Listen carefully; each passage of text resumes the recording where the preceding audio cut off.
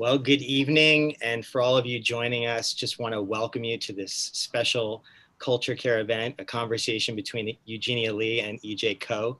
And just thankful that you could join us tonight. I just wanted to briefly introduce and give you a lay of the land.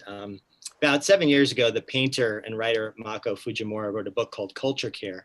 And in it, he argued for an end to the culture wars and considering what he calls culture care, which is in a time when we see such division in our society, artists are uniquely able to bring us together through their work while also bringing beauty into our lives through what they make. And I can't think of two artists that embody this ideal more than the two poets that are joining us tonight. The writings of both Eugenia Leigh and EJ Koh don't avoid the reality of pain and suffering that so many of us experience living in this world. But through their work, we also get to encounter hope and forgiveness and redemption. And before I formally introduce them tonight, I wanted to briefly just share what to expect from the evening. After I introduce our two guests, I'm going to disappear from the screen, and Eugenia and EJ will have a conversation together about their work. And then I'm going to join, and they're going to each read from their writing. They're each going to share a piece with us. And then the floor will be open for you for about 15 minutes or so to ask questions. And so I encourage you to be submitting questions throughout their conversation, and we'll try to get to as many of them as we can. You could just use the chat feature to submit those. And so now, without further ado, let me introduce our guest for the evening. Eugenia Leigh is the author of Blood, Sparrows, and Sparrows, published by Four Way Books in 2014. Her poems and essays have appeared and are forthcoming in numerous publications, including Plowshares, Waxwing, The Rumpus, North American Review, the Best New Poets 2010 Anthology, and the 2017 Best of the Net Anthology. She's the recipient of fellowships and awards from Poets and Writers Magazine, Kundiman, Rattle, and elsewhere, and Eugenia received her MFA from Sarah Lawrence College. And our second guest tonight is EJ Koh, who's the author of the memoir, The Magical Language of Others, by Tin House Books in 2020, and the poetry collection, A Lesser Love, from Louisiana State University Press, and the winner of the Pleiades Editor's Prize for Poetry. And her poems, translations, and stories have appeared in the Boston Review, the Los Angeles Review of Books, Slate, and World Literature Today. She earned her MFA in Creative Writing and Literary Translation from Columbia University and is completing the PhD program at the University of Washington in Seattle. She's a recipient of the McDowell, Kundiman, and American Literary Translators Association Fellowships. So two very distinguished guests we have tonight. And with that, I am gonna leave, and we're gonna get to hear them talk. So we'll be back soon. Thank you, Chris. Thank you.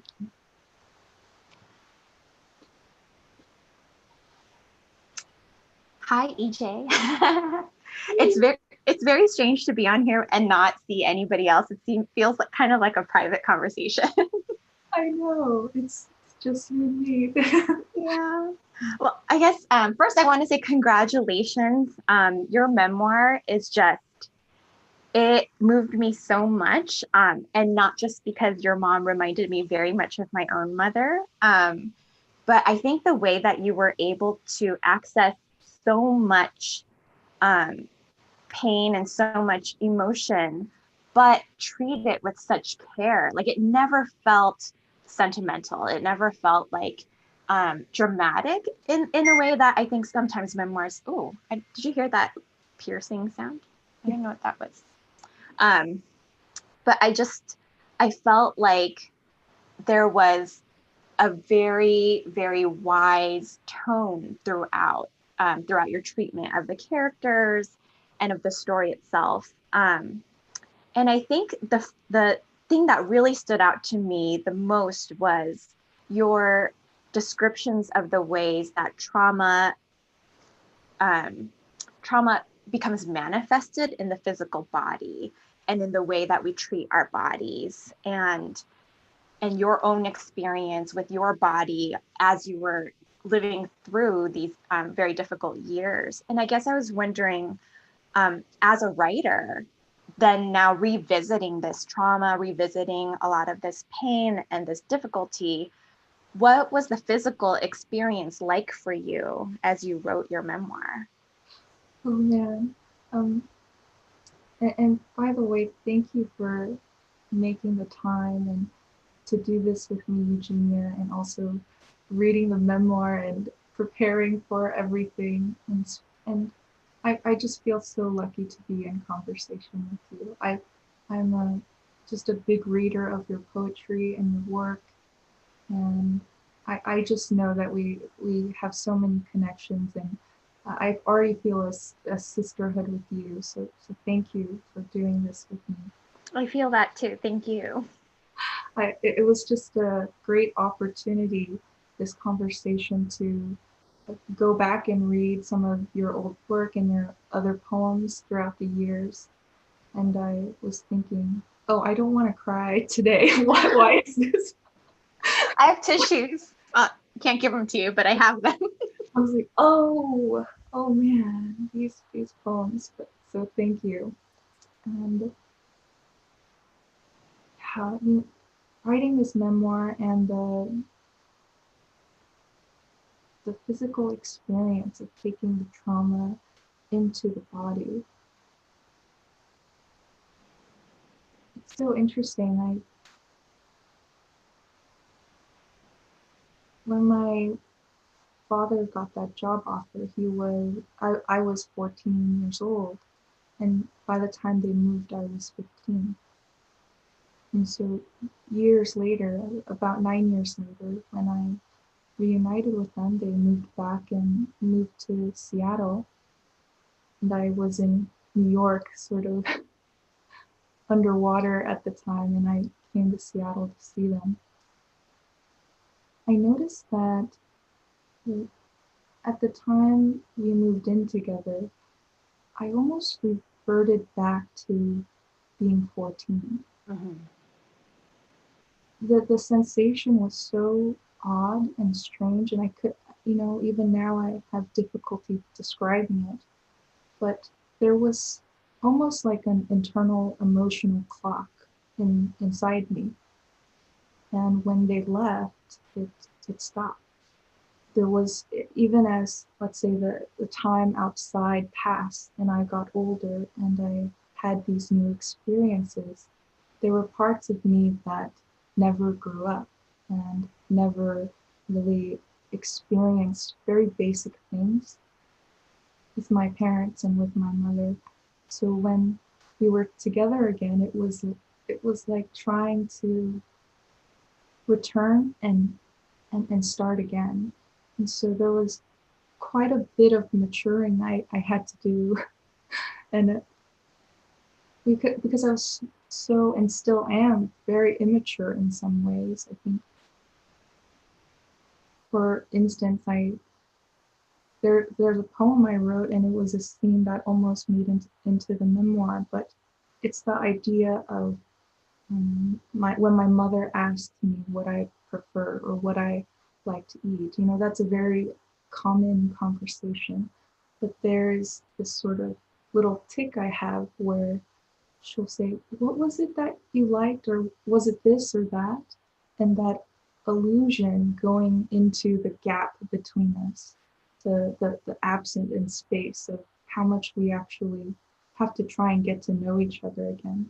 And there was a bit heartbreaking and in my body. So I'm sure I'm going to keep talking about this for the rest of the conversation. Yeah.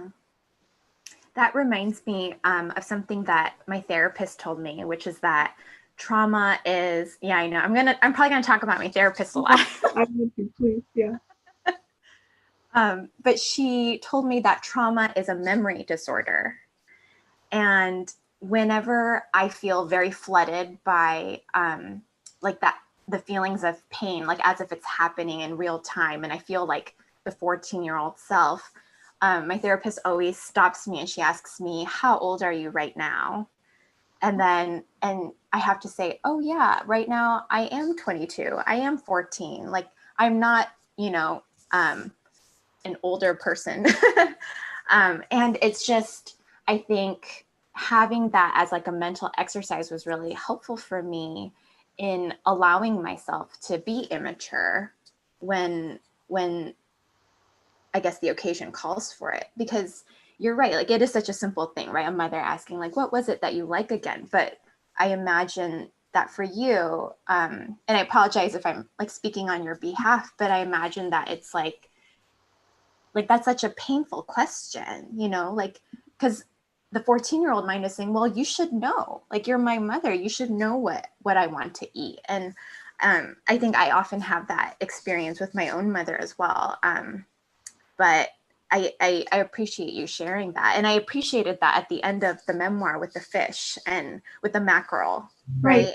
And the mother, you know, she's preparing the food, and I guess the daughter or you refuses to eat it, but then you did love it. But it's just that like dissonance and that disconnect, I guess, is very real.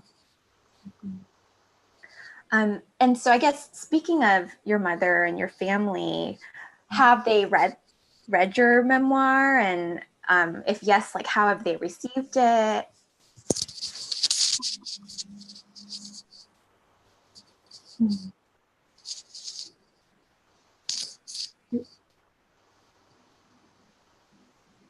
I remember when I was working on the memoir, I hardly, I didn't show any of it to anybody for such a long time.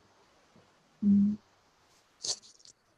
I think it took, I mean, it was nearly complete by the time one of the chapters, the quote chapter, it's the second prose chapter, was picked up by Slate, and it was the first time any part of the manuscript was really getting out there. So I remember when they published it, I was, how do you say, I was low key about it. I was a little quiet and hesitant, and maybe in a part of me hoping, oh, people are gonna miss this, so I'll post it or maybe not have to share it so much. But at the time I was working in New York in Midtown, and I was in this tall office building, and I went to the restroom really quick, and I get a text on my phone, and it's my brother, and he's like, and all it says is, I read it, these 3 words, and I was so terrified. And so I'm just waiting, you know, the ... that modern technological anxiety of waiting for the next text message. And he said he loved it. He said that's our mother. And I think that was the first time in that whole process of writing the memoir that somebody other than myself, and also somebody in my family, by the way, kind of confirmed for me that I wasn't imagining all of this, that I'm not creating my mother to be this way, that if anything, I had toned down the way she is, maybe even slightly, and amped up every bad thing I've done.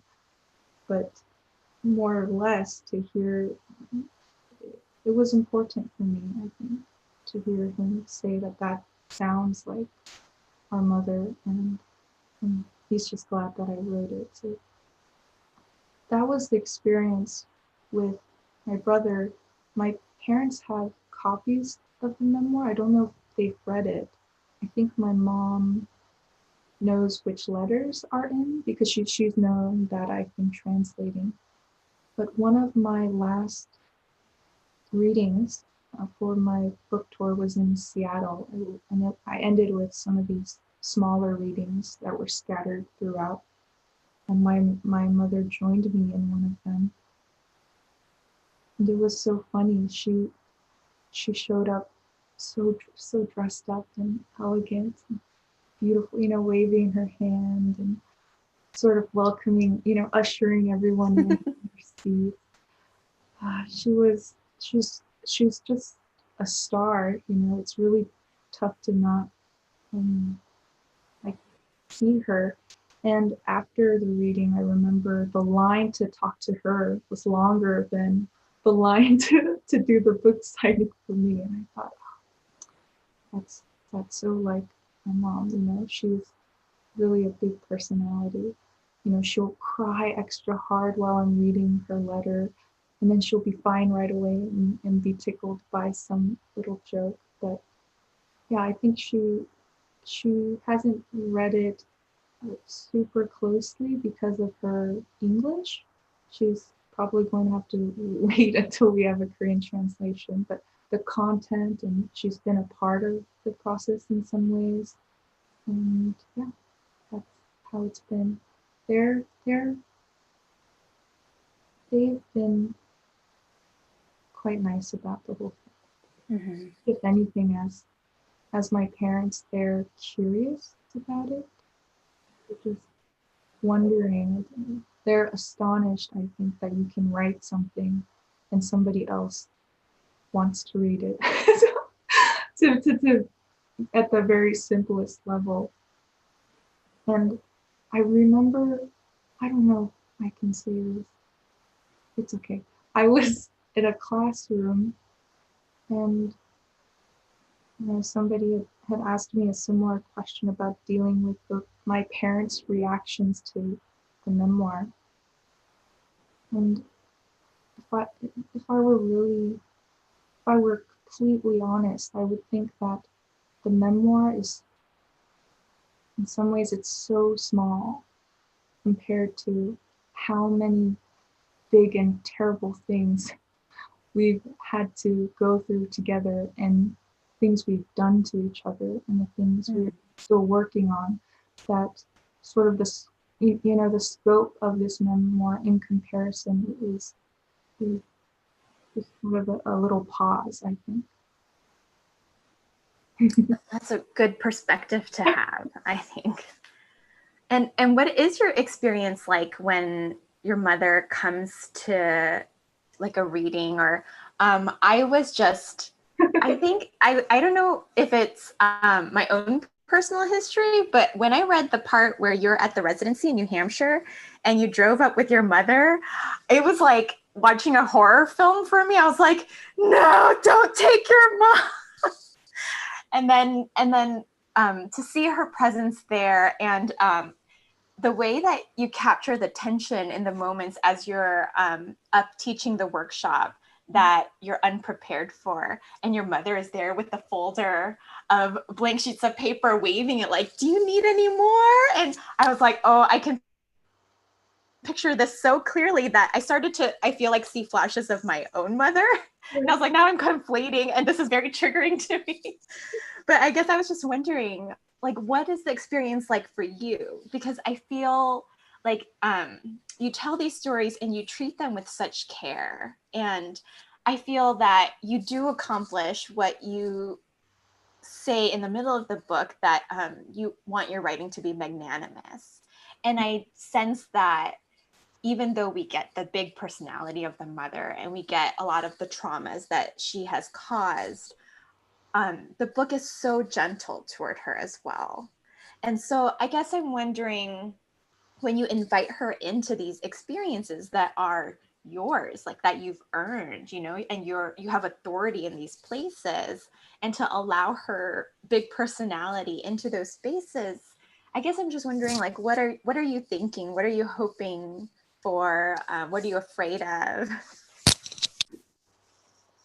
That's a great question. And I love that we're talking about that moment with my mother coming to one of my teaching workshops, and she's running around with the paper and asking people if they need apples and they want to take it home. So that I think it's Kathy Park Hong recently published Minor Feelings, and I think there are scenes like that there as well. This sort of, since the moment of childhood, that feelings, saying, just even as a young child, having to take care of their parents, and the language and the boundaries and the cultural and generational things going on. Everything is so entangled, and we're there in that space, so cognizant of every entanglement. And then you have this character of a mother who's who completely pushes aside that it's sort of like a bend in the space-time, and they don't, they don't care for any of it. And I, I still feel that, or I feel it even when other people feel it. When my brother feels that way toward my mother and we're at the table, I start to feel tension from witnessing his toward my mother. So it's really interesting. That means this feeling is something you can pass on, or it's contagious as well. But I don't know, I think the moment in the middle of the book, as you mentioned, with magnanimity being one of the first words I learned when I came to poetry. It's so funny. I couldn't even grasp when magnanimity was first explained to me. It took quite a while to understand, and I learned it through writing a poem, because I remember my first poetry teacher saying I can really, when I first came to the class, I was a dancer. I had no idea what I was doing, and then I didn't want to come back, but I wrote like 40 poems that first week when I went home. It was something really burst forth, I think. So when I came back, I remember him saying, you can really start a poem and you have this way of filling in a poem, but you're struggling with ending poems, your turn. And at the time I needed more explanation. How do you end a poem? And the practice was really simple, actually. It was that when you write these poems about your mother, by the end of the poem, you have to forgive your mother, or the poem has to forgive you for not forgiving her. And I think that that was so, just imagining myself, a young adult, experiencing those words and saying, how do you do that? I'm not even ready or prepared. But poetry, I mean, for every poem, that was the practice I was putting into it. And so when I was writing the memoir, it was the same sense that there has to be a turn for every chapter. There has to be a turn for the whole memoir, where I'm able to write in a way that I'm able to write as the person I hope to be, as the person I hope to become, even if that's not something I can manage right now. At least when we get to the end. Otherwise, it doesn't feel like we're going anywhere, or I'm not moving anywhere. I have a friend, he's a librarian at the University of Washington. He was one of the very few people I would show some of my memoir to, like at the time, the manuscript. And I remember him saying that this memoir for me is a book of discovery. I mean, however the memoir came out, there are huge parts of the memoir that had to be written for me to learn something. Every part of the memoir I was trying for the first time, and I was learning these things as I was going. So it really, I thought that's true. This book really is a book of discovery for me, something I had to go through. And in that vein of feeling, of engaging in magnanimity, I think when you have a personality like my mother's, and you kind of see her relationship with her mother being very similar. Her mother was so incredible, was such a force. I guess I felt like broadening and growing large enough to hold her, having the simultaneity of both myself and her in one space. That wasn't about sort of contracting the scene or myself to say, there's no room for you here. It was sort of the very opposite. I was learning how to let go, for lack of a, that's really hard to sort of encompass, but letting go and expanding and having a sense of flexibility to allow her in and not let it destroy me, I think. I think that's beautiful. And I think it sort of ties in really lovelily with the way that at that residency, or no, not, maybe it wasn't at the residency, but it was later on when your mother was talking to a guest and the guest asks, what does your daughter do? And eventually she says, my daughter teaches people how to let go. And it's so beautiful that that was your own experience of the book and of writing the book. And who better to teach people to let go than somebody who has labored to do that through her own writing. And so I guess I'm wondering, and it looks like this might be the last question or so, because I'm getting a chat from Chris. But I guess I'm wondering, what does that mean to you to teach others how to let go? And how do you do that in your own teaching and in your interactions with your readers?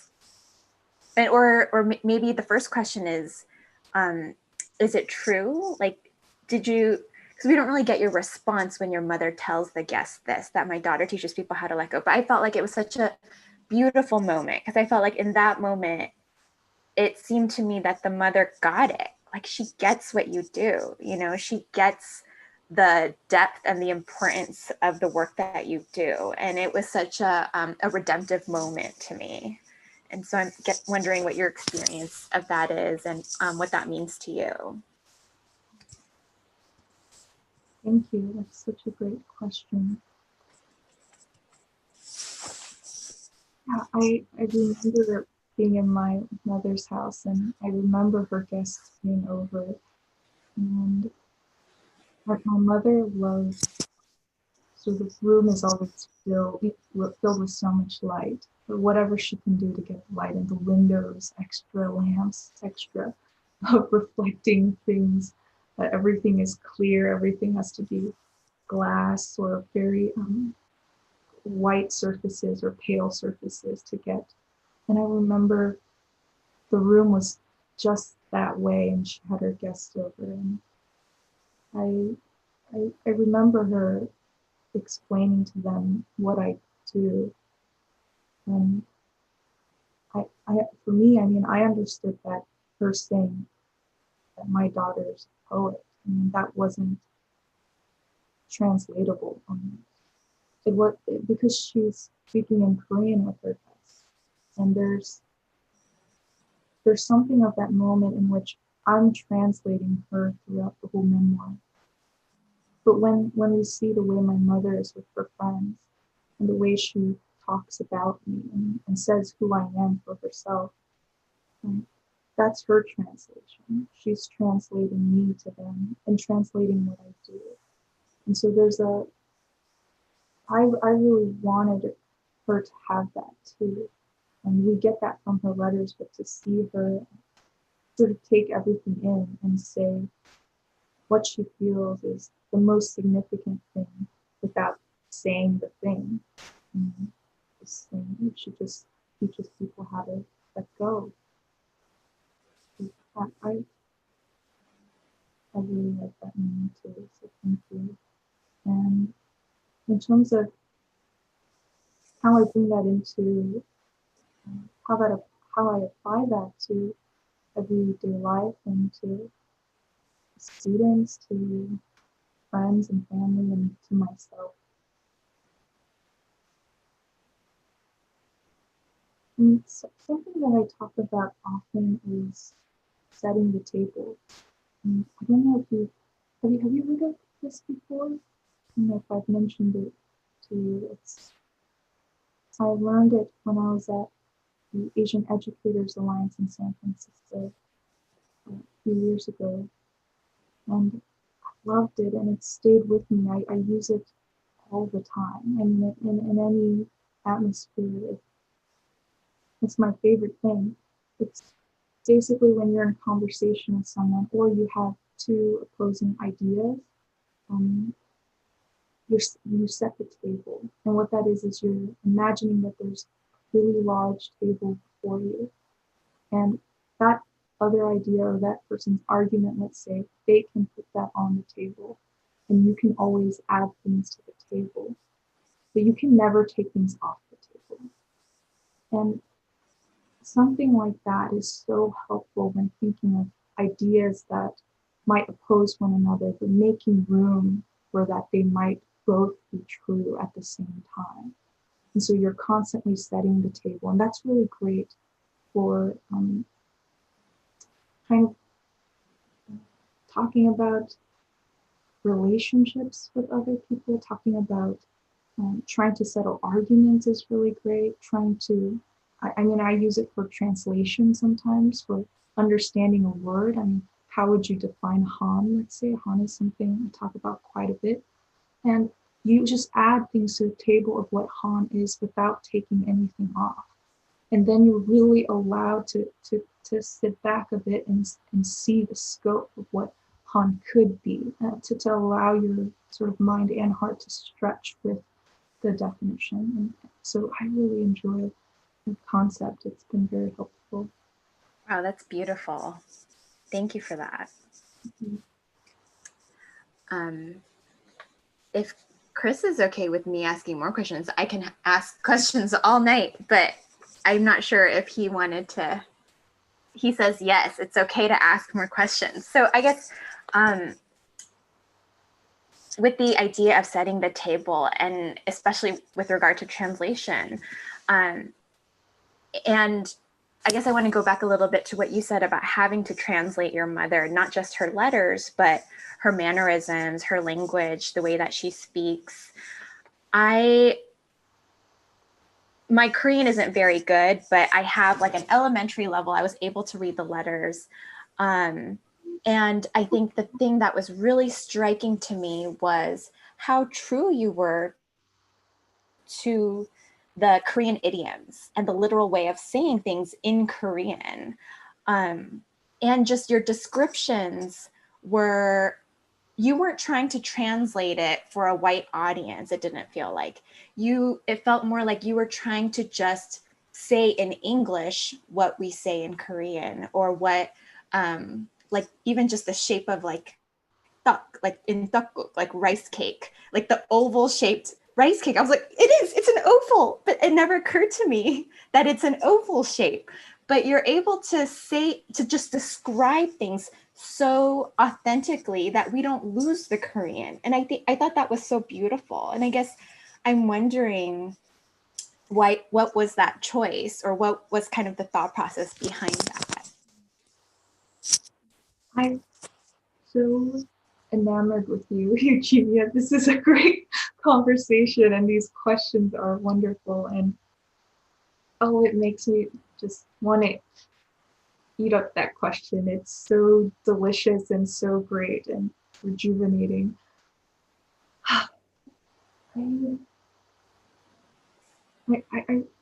When I studied literary translation, there's a long tradition with the way, for me, the way I was taught, right? And in many cases, when you translate sort of one language into English, normally what we do is we translate it so that when you read it in English, it reads as if it was written in the English, so that the English was the original language. Now that's really how I started to translate. And even right after leaving the program, I thought that was the best thing to do, what we might call a seamless translation, a translation that reads easily for an English-speaking audience. But it wasn't long after that I started to question, and honestly, with the help of many other translators around me, particularly Dong Che and other poet translators, that what I realized was when we do that seamless translation from the Korean to the English, where there's a part of it that's erasure. or erasing the Korean language. So I realized, these languages also have histories, right? There's some Japanese in the book as well. So you take Japanese and Korean and English, that they're not just languages. These languages belong to countries, and those countries have histories, and they have histories with each other, and that are so important, and that go on in the book as well. But that means the languages naturally have sort of a position. They're dominant languages, and there's non-dominant languages. And to translate something from the Korean to the English and erase the Korean felt, this was a political question, right? Translation is then political. When you translate, you're saying something about the histories and these languages, and you're partaking in them. So there's many facets to it, but I think the simple way to say it is, I wanted to translate the Korean to keep the Korean. Mm-hmm. That you can read it in English, but you don't lose the rhythm of the Korean, the nuances of the Korean. Sometimes there are these strange, what might feel like strange word choices, or the idioms really come out in the English, but that's something I wanted to maintain, so that if you understood Korean and you heard or read these English translations, you can actually predict or just say yourself, oh, this is what she's translating. Mm-hmm. And I've had a reader and an audience come up to me and say that he heard me read the letter in English and he knew exactly what was said in the Korean. And I think that was just really important to do for this project. I think you absolutely accomplished that, because my Korean isn't even that good. And as I was reading the letters and even the conversations, I kept hearing the Korean way of saying these phrases and saying these things. And then I would check and I'd be like, oh, I got it right. And it was such a satisfying experience, because I think when we read other translations, or even when we read subtitles when watching Korean dramas, I think it's the most frustrating thing when I can sense that the translation really was trying to, like you said, make it seem like it was written in English originally. But I think the choice that you made not to do that was so powerful. And I think it gave a depth of, it just made the experience feel so much more real and so much more visceral, at least to the Korean American audience. I am so curious to know what other audiences have experienced through that, but I thought it was such a beautiful choice. Thank you. I'm so glad. I really enjoy those idioms. Anytime I speak to my mother and father and they say something, I always ask them to say it one more time, and I give them. I like to think of the literal translation in my mind. But thank you. I'm so glad. And I do have one more question about your experience with translation, especially with the letters. Because at the end of the book, as you meet Tahi and you have the letters with you that you're protecting from the rain, you say that it was difficult that you hadn't read them alone yet, and that it was kind of, you were anticipating a sense of pain as you read these letters. And we never get to see the character EJ in the book read these letters and translate them. We see her being called to this mission, being called to this work, and then we're left to imagine what that experience must have been like. And I guess I'm wondering, what was that like for you, to have to not just read the letters, but to immerse yourself in them so deeply? I imagine that, I won't tell you what I imagine. Why don't you tell us what your experience of that was?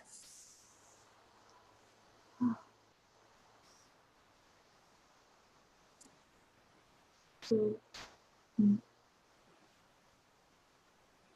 after I realized I had to translate the letters, I went. That's when I went to New Hampshire.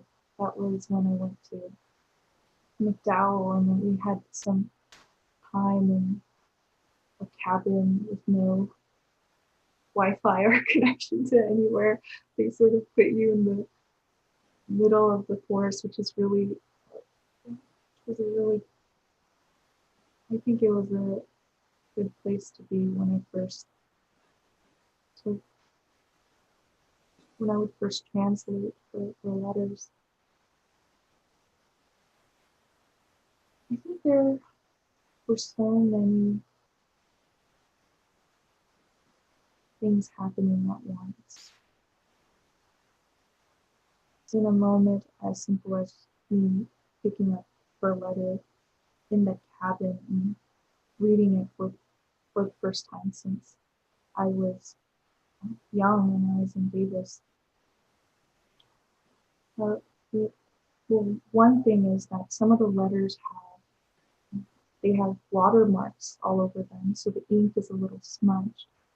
And I understood that those were the tear stains. And there's something happening there where the paper has also, it's not just an artifact because they're my mother's letters, they also are in some cases a museum. They're a museum because they also hold my tears of my former self.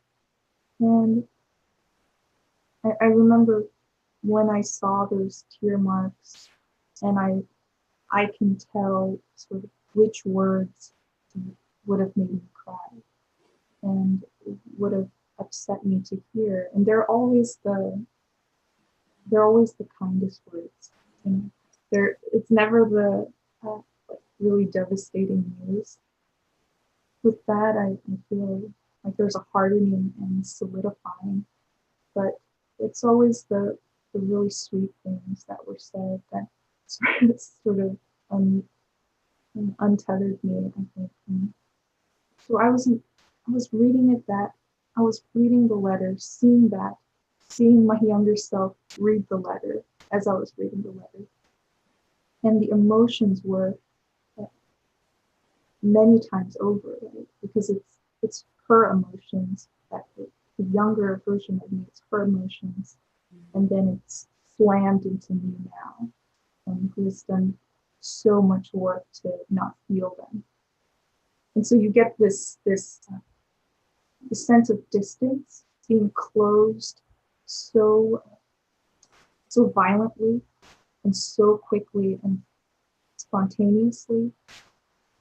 And I don't think distance is ever meant to be closed like that. It's meant to be a gradual understanding, but that's what it felt like. It felt really coarse and violent and tough, and it exacerbated the difficulty. But another aspect to this was I wasn't reading it alone. I think that's what I was scared of, was reading this alone, but I wasn't alone. My mother from then is right there. My younger self is also there. It's if anything, it's the four of us, and we're trying to understand what's going on. And if anything, I wish to hold my younger self and say everything's going to be okay, because that girl doesn't know that. They have no idea what's going to come. Another aspect is my Korean is they can translate, and not just when I was younger. When I read her letters, it was focused on what every word signified, and that was it. Now I could sort of read between the lines. I could read her intentions. I could read her sort of inflections in her voice and see sort of when her words are galloping and when they're very slow and steady. And so the experience was, I think, a lot richer in that sense. For me as a reader and as a translator, as a daughter, it was much richer, but it was different from when I was younger, I would say. So I just sat there translating them and crying my eyes out for for weeks in the forest, and letting that happen, Yeah. Thank you so much. I think the way that you describe that closing of the distance is just really powerful. And thank you for doing that work for our benefit so that we can then see the fruits of that labor. I know that it was an emotional and physical labor in addition to the intellectual and the mental labor. And I think that doesn't get honored enough when people write memoirs that are this vulnerable and this powerful. And just the fact that you survived that journey to write it, edit it, publish it, and then now to speak about it is just, that's a feat of heroic magnitude. And I think it really does get underestimated. So thank you so much for that work. Thank you so much, Eugenia. And I know that you also, you know, I'm so familiar with your work and your recent poem as well, Gold. And I mean, even your work before, you write so much about your mother and father, about your family, about the speaker, who I also imagine it comes from that experience. And I mean, I'd love to ask you how it's been to look back at your work since the moment you've written it, and how your relationship with your family has evolved, or if at all. So it's been about 6 years now since my book of poetry came out, and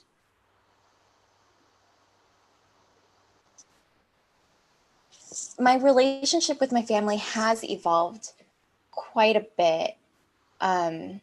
But what's interesting is that I had cut ties with my father right before the book came out because I didn't think I could survive his reactions to it.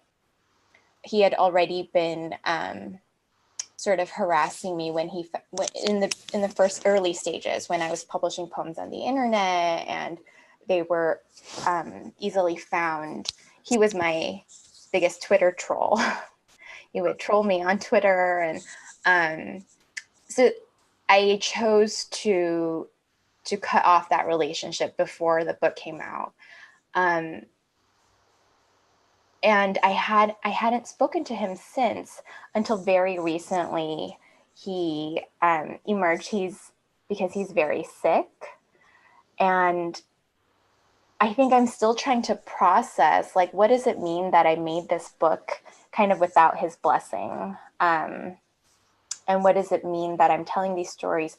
Because I think you sort of mentioned it before, that when you write autobiographically, it's important to be, if you're going to be cruel, you need to be cruelest to the self, right? And then kind of forgive everybody else, or at least be neutral toward them. And in order for any reader to be able to accept you as a narrator and as a person telling these truths. And as much as I try to do that, I think it's difficult when I imagine it's difficult when you become a character. And especially if your version of events is different from that of the book. But I remember Marie Howe would always say, right, as if everyone you loved is dead.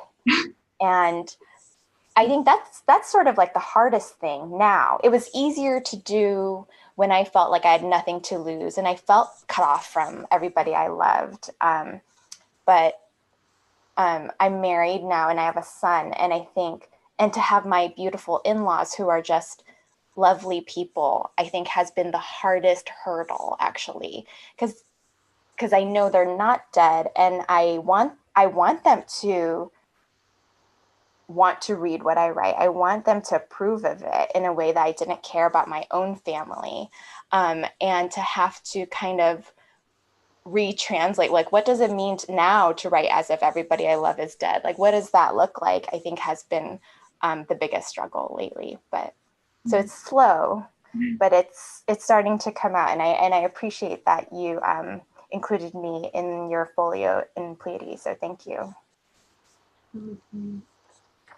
Can't wait for to read more work. I can't wait to. I'll be I'll be keeping an eye out. Thanks. So I think Chris said that he was going to hop in. Yes. And there he is. I apologize. I feel like I don't want to interrupt your conversation. It's been really rich and really powerful. And I feel like if we hadn't set out what we were going to do, I would have just let you guys talking. It's been such a blessing to listen to. But I guess we'll transition now and give you both an opportunity to share a little bit of your work. And then after you're done, I'll hop back in and just a little bit. And we're kind of running over. If you have a couple minutes to do a couple of questions, that would be really wonderful. So you guys okay with that? I don't want to take your time, but okay. All right, so I'll hop off again and you guys can share your work and then I'll hop back in.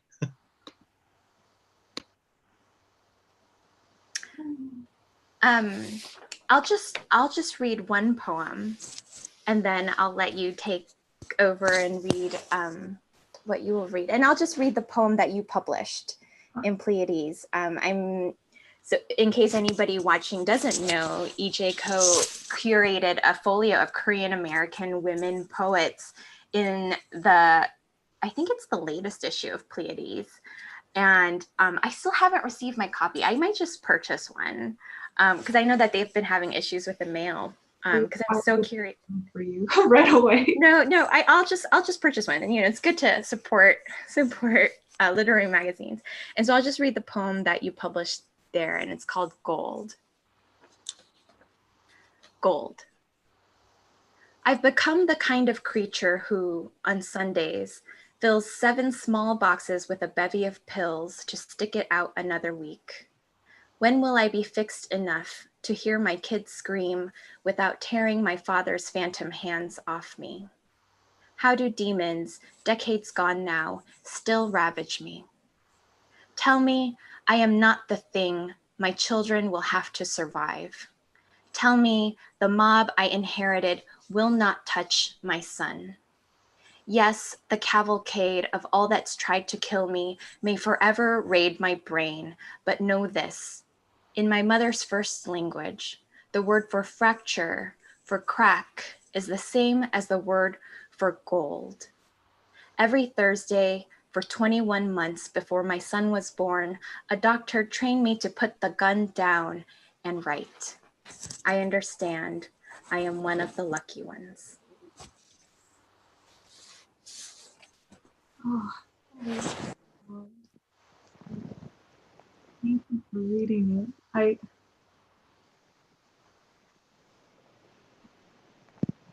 remember as soon as I read that, I mean, it's kind of like what you were talking about, the emotional labor that you have to go through to write a line as that, and at the end to say that we're one of the lucky ones. I found that so moving. So thank you for reading that and sharing that poem. I'm going to read just one poem too. And it also has my father in it. It's the poem that actually helped me write the first chapter of the memoir. It was helpful because it gave me some sort of skeleton or roadmap to go through what the narrative prose might be for the memoir, but it's going to sound really familiar. It's called Father in His Old Age. There is a Korean belief that you are born the parent of the one you hurt most. Watching my father use chopsticks to split chicken katsu, he confesses that I may be the reincarnation of his own father. We finish our waters in silence and walk home, chatting about who to blame for where we are. He says, the present is the revenge of the past. Revenge goes too far, I argue.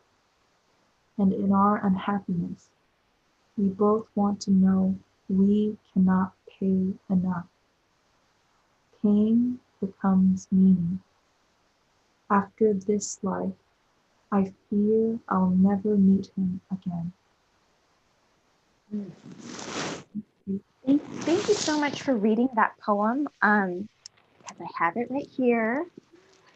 And I revisited your poetry book after reading your memoir, and I actually stopped on that poem thinking that it really resonates. I mean, so much of this book resonates with your memoir as well, but I think especially those first two lines really resonated with your memoir. And it's so, the way that you can distill so much of pain and experience in your poems is just something I really admire. So thank you for reading that.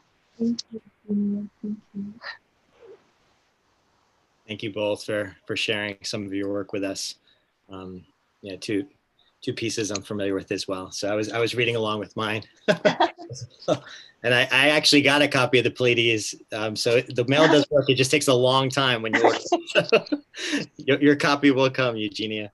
Okay, so I just have a couple of questions. I'd love to share with you both, and we'll try to be brief. But I'd love to hear from both of you about, EJ, you write about a little bit in your memoir, but both of your journeys to writing. Like, do you think we can be taught to be poets? You both teach. Can we be taught to be poets, or does writing kind of choose us in terms of, how do you feel about your journeys to coming to poetry? Maybe Eugenia, you could start.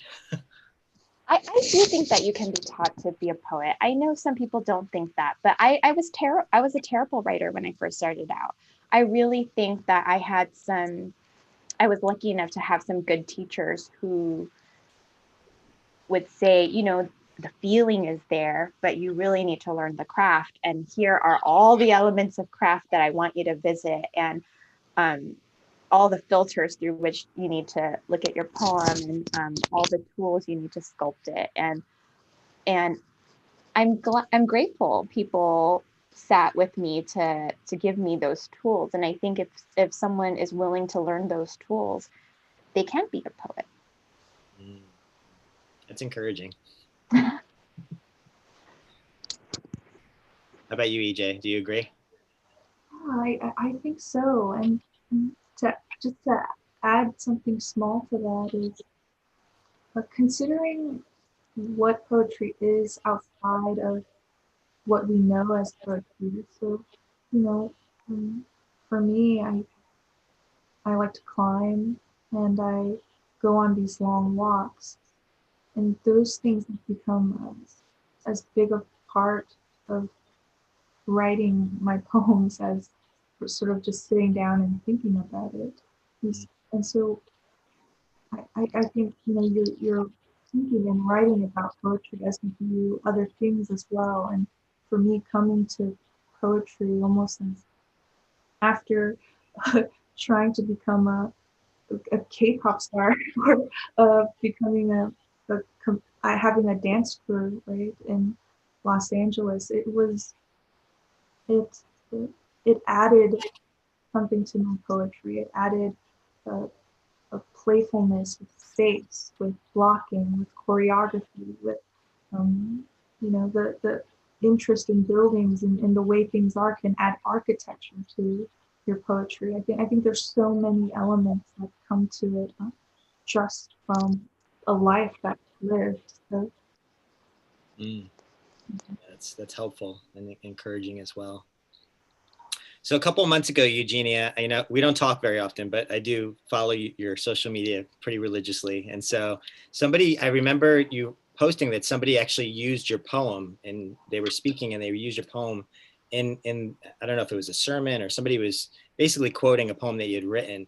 And I was wondering, for both of you, your work is so personal and so vulnerable. How do you feel about somebody else, using your work, and potentially when we interact with art, we sometimes impose personal meaning onto something that might be very different from what you both intended when you wrote it, because it is so personal. I'm just wondering how you feel about that. Like, do you think there's merit to reading something subjectively, or how important it is for us as readers to understand what you're trying to communicate about your life experiences. I'm just curious what you both think about that.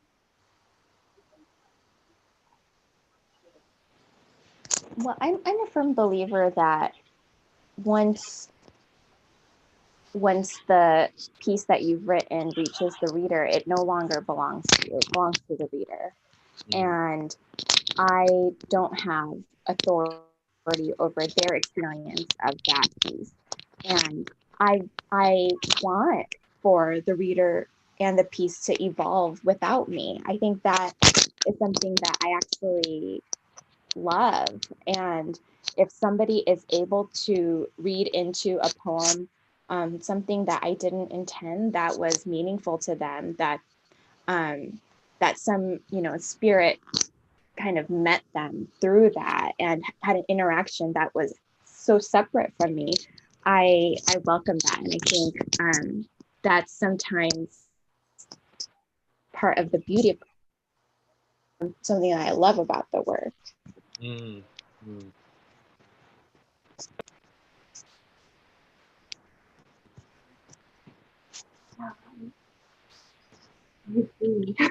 I'm just gonna agree with Eugenia on everything.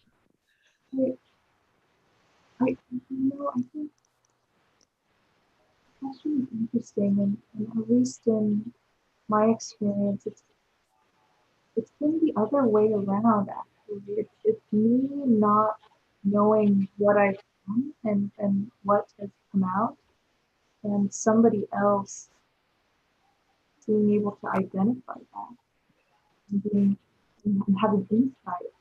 Because I think part of the, with even with the poetry collection, and especially with this memoir, I it's not something I would be able to succinctly describe or even explain and teach someone else how to do, because I was so lost in it. I was so inside the work and the process that I, wanted to create something without knowing that I was creating it. And so when by the time I came out, if anything, I needed help understanding what was done here and what it's doing. And the more I have these conversations and the more I live with the memoir and grow with it, the more those things become apparent to me, and the more I could share it. Mm, mm. Mm-hmm. Maybe just one last question, just to be sensitive to your time. I was really moved by this idea of setting the table, and I just thinking about just our current moment. Like, do you have any practical tips for how we could try to set the table in the midst of like where we are and just talking to people that we do disagree with? And how do we, yeah, I'm just wondering if there's any, like, not that there's a recipe book, but are there any practical ways that we could try to incorporate that practice into our life? Because I felt like it was just such a powerful image to paint for, yeah, where we find ourselves. So Yeah, I love the idea of setting the table. It's such a great way to also try and enter conversation about race, about gender and sex, about um, even about, I don't know, it, it, the more that some subject, question, or idea has gray area, the better it functions with being able to hold things simultaneously. Because you can, I mean, the only thing that matters is you cannot take anything off the table. And what that does is it never takes anything off the table. It makes it so that you're able to speak to somebody and you can't say that what they say isn't true for them, and it's mm, something that isn't real. And when you're able to do that, when you're able to acknowledge one another, and when you're able to acknowledge different ideas that may have truths and have reality attached to them, you're better able to make a decision. You're better able to move your heart or move somebody else's heart because you're doing it together also. I mean, mm, setting the table is something that's collaborative. It takes so many people, and it takes people who don't fully agree with each other. So it's such a it's wonderful and apply to anything. Mm-hmm. Mm-hmm. I mean, even actually asking for a raise, you know, this is what you're not doing. So you can add that to the table, but now you get to add what you want to say to the table, and it makes all those things true. So it's really the opposite of maybe some of what's catching on fire now, which is taking things constantly off the table that other people add. And this is, well, let's just put it all on the table and look at everything together at once so that we can hold each other and then as a group an answer. Yeah. Wow. That's great. I think that's a great place to end for tonight. And just so thankful for the two of you, for what you do, and for just sharing tonight with us. And yeah, for those of you listening, if you're interested in this kind of dialogue, there is a podcast called Culture Care, and you could probably Google that and hear other conversations like tonight. And just so thankful for all of you who submitted questions and who are watching, and just hope everyone has a great night. And so thanks again, Eugenia and EJ, and just really appreciate you both. Thank you, Chris, and thank you, EJ. Thank you, guys. Yeah, thanks so much. And thanks for giving us like almost 10 extra minutes. I know that it felt so awkward hopping in, you know. I stopped the stream, so this is just us now. But yeah, it felt so awkward. Like I didn't want to stop you guys, and it's so different from being on a stage where we're all in the same space. And so I apologize if it felt, you know, like I was intrusive, but Not just at again, all. so thankful for the both of you. And yeah, this is really sweet. And I'm gonna probably, you know, post it so that people who maybe want to catch it later can do that. When I get all that set up, I'll send you the information. So. How many people did you see come in, or able to see some? Yeah, I was I was kind of focusing more on listening to you guys, but you know, there were at one point there were like 30 or 40 people, and then more left, and then more came on. And so and I know a lot of people were messaging me that they want the information because they got on late. So I think Wow. yeah, it's encouraging because What? yeah, there's an audience, so it's sweet. That's so great. Did you read any comments?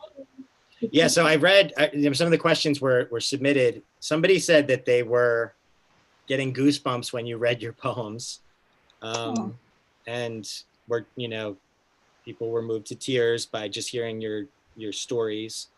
And there was one question that was just involved that was submitted that I didn't get to ask you, but yeah, people were engaged with it. So I think wow, that's yeah. very odd, but very interesting. Like, I guess I really didn't imagine there's anyone there. Yeah. And I think some people watching hadn't read the memoir, so they were kind of like, I guess, hungry for like more. What are the letters about? And so it seems like some people will probably end up seeking out both of your works as a result of hearing your conversation with each other. So that's cool. Yeah. So have a good night, you both, and an evening for you, I guess. EJ, you're on the West Coast, but thank you both again, and yeah, hopefully we could do something like this maybe again in the future. So yeah, thank you so much. This was great. Okay, thank you. Thank you. This conversation was amazing. I can't wait to share it. And thank you so much, Chris and Eugenia. This is awesome. Let's stay in touch. Yes. Let me know about new work or new things, and I will come and find you. I will come. Yes, please. And I'm gonna actually try and take care of your order right now. I'm so sorry it hasn't. Oh, don't worry about it. You know what? I'm gonna go in and purchase it. Really. Don't do it. Don't do it. I will have it sent to you. Don't do it. Don't do it. I'll do that right now. Thank you. You're so sweet. Thank you. All right. Have a great night, both of you. Have a good night, both of you. Thank you.